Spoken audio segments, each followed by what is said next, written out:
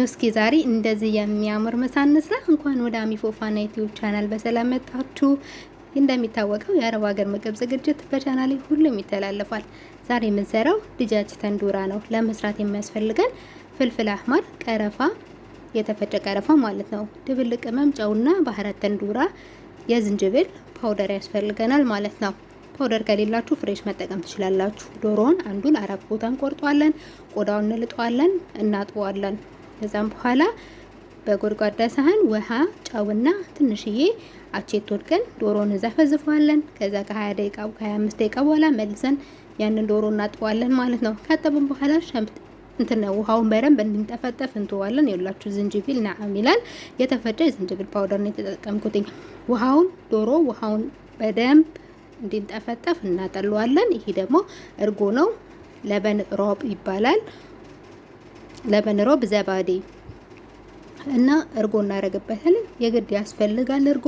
በዱቄት ወተት እርጎ እንዴት እንደምትሰሩ ከዚህ ቪዲዮ ስር ሊንኩን አስቀምጥላችኋለሁኝ። እሱን በማየት መስራት ትችላላችሁ። ይሄ ደግሞ ቀይ የምግብ ከለር ነው፣ ሬድ ፉድ ከለር ነው እና ምንም አይነት ጣዕም ፍሌቨር የለውም፣ ከለር ብቻ ነው። ስለዚህ ስትገዙ ብዙ አይነት ስለሆኑ ጥንቃቄ ያስፈልጋል። ቀይ ነው፣ ሮዝ ከለር አለ፣ ቀይ እንዳይመስላችሁ አስተውላችሁ ሬድ የሚለውንና ምንም አይነት ፍሌቨር የሌለውን ግዙ። ለምግብ ስለሆነ ቃናውን እንዳይቀይርብን። ሎሚ ቢኖረው ባይኖረው ምንም ችግር የለውም ከሌላችሁ ማለት ነው። እዚህ ጋር እንለውሳለን ዶሮውን በደንብ። ከቻላችሁ ቀደም ብላችሁ ለምሳ ከፈለጋችሁት ማታ አዘጋጅታችሁ ሸፈናችሁ ፍሪጅ ውስጥ ማድረግ ቆንጆ ነው የሚሆነው። ከቸኮላችሁ ደግሞ ለ3-4 ሰዓት ቢያንስ እንደዛ ብታደርጉት ይመረጣል። አይ በቃ ጊዜ የለንም ብላችሁ በጣም የሚያስቸኩላችሁ ነገር ካለ ወዲያው መስራት ይቻላል። ግን ከለሩን ያው እንደምንፈልገው ከለርን አይዝልንም እንደኔ ሲቸኩሉ ማለት ነው። እናላችኋለሁ። ከዛ በተረፈ በጣም ምርጥ ዶሮ ነው። በጣም አሪፍ ነው። ሁሌም ከምንሰራው ደግሞ አንዳንዴ ለየት ያለ አሁን አብዛኛውን ጊዜ ነው ቪዲዮዎች የዶሮ ምግብ ብዙ ሰርቻለሁኝ፣ ግን በተለያየ ጣዕም ስለሆነ አይሰለችም ማለት ነው። አሁን ያደረኩት ዘይቱን ነው።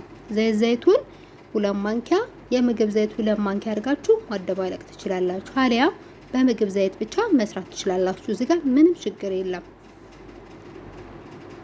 በደንብ ከለወሳችሁት በኋላ ያው እንደዚህ የሚያምር ከለር የሰጠው አንደኛ የምግቡ ከለር ነው፣ ሁለተኛ ደግሞ ፓፕሪካ በርበሬው፣ ሌላው ደግሞ የቲማቲም ድል ስላለው ማለት ነው። እሺ አሁን ዶሮን በደንብ እንለውሰዋለን። ከዛን ፍሪጅ ውስጥ ነው የምናረገው። እንደነገርኳችሁ ቆንጆ ነው የሚሆነው ፍሪጅ ውስጥ ሲቀመጥ ማለት ነው። እጄ ልታጠብና እለውሰዋለሁ።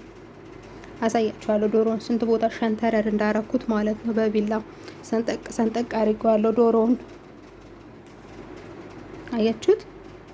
አንዱን ዶሮ 4 ቦታ ከፈለጋችሁ እግርና ታፋ አንድ ላይ የተዘጋጀ ከገዛችሁ ይቻላል። እኔ እንደውም የደረቱን ስጋ ክንፉን ቆርጫለሁ። ለምን በክንፉ ደግሞ ለብቻ ሰርቼ አሪፍ ዶሮ ደግሞ ያሳያችኋለሁ። ክንፍ ብቻ እንደምታዩት ቅመሙን በሙላ የለወስነውን እና የደባለቅነው እንለውስበታለን ዶሮውን ማለት ነው። ከዛን ፍሪጅ ውስጥ ነው የማደርገው። ከለሩን አያችሁት እንዴት እንደሚያምር ቆንጆ ከለር ነው የሆነው። ከዛን ከፍሪጅ እናወጣዋለን።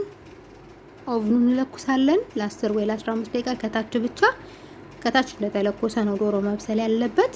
መጨረሻ ላይ ነው ዶሮ ከበሰለ በኋላ ነው የሚለኮሰው። ከላይ እሱን አስረዳችኋለሁ። እዚህ ጋር ቀይ ሽንኩርትና አውረቀል ጋር የሚባላለው።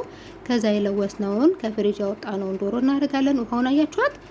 በትንሽዬ የሻይ ብርጭቆ ግማሽ ውሃ ነው የተጠቀምኩትኝ። ያው ይሄን ቅመሙን ከምቶ ብዬ ሳህኑን ለቅለቅ ላረግበት ነው በውሃው ማለት ነው።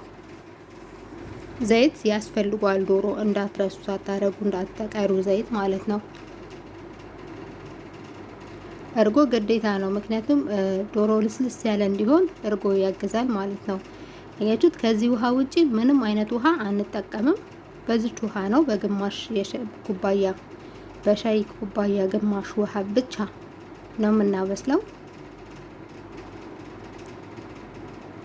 ውሃ ስታረጉ ደግሞ ጠርዙ ላይ እንጂ በቀጥታ ዶሮ ላይ አይደለም። ዶሮ ላይ ያለው እንዳይለቅ ማለት ነው።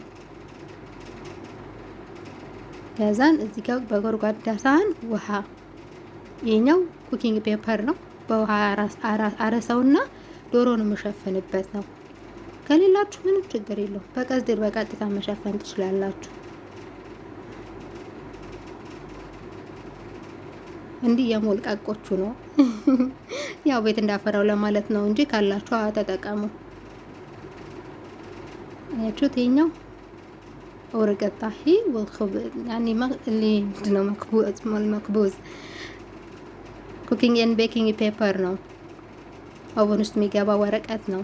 ማብሰያ ችግር የለውም ምንም አይሆንም እንጂ ማንኛውም ወረቀት አይደለም። እዚህ ጋር አልሙኒየም ቀዝዴር አለን እንሸፍነዋለን በደንብ አድርገን። ከዛ በኋላ የጋለ ኦቨኑ ላይ 240 ዲግሪ ላይ ነው። ከፍ ያለ የጋዝ መጠን ነው የተጠቀምኩት፣ የሙቀት መጠኑ ማለት ነው። የኦቨኑ ከፍ ያለ ነው።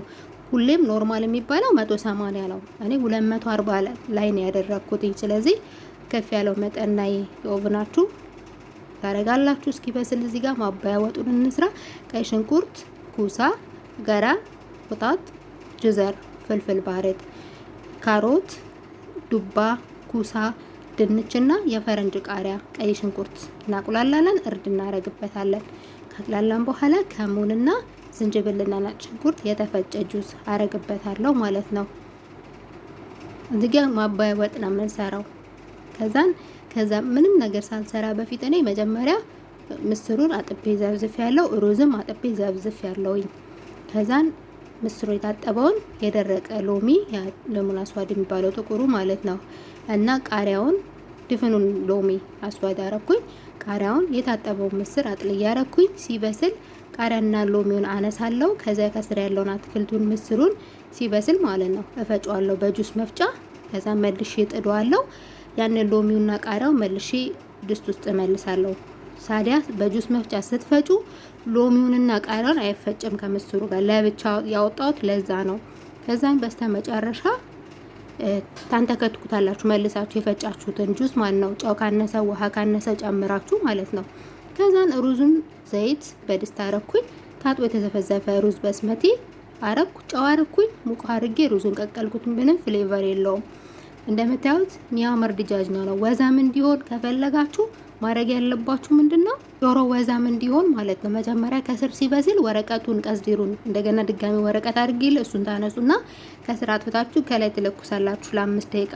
ሚያምር ከለር ሲሆንላችሁ ታጠፉታላችሁ። እንደዚህ ወዛም የሆነው ዶሮ ከስር ሲኒያው ላይ የሚቀረው ማብሰያ ሳለ የሚቀረውን ዘይት በብሩሽ ዶሮውን ቀቡት። ሚያብረቀርቅ ይሆናል። ሚያምር ምሳ ትሰራላችሁ።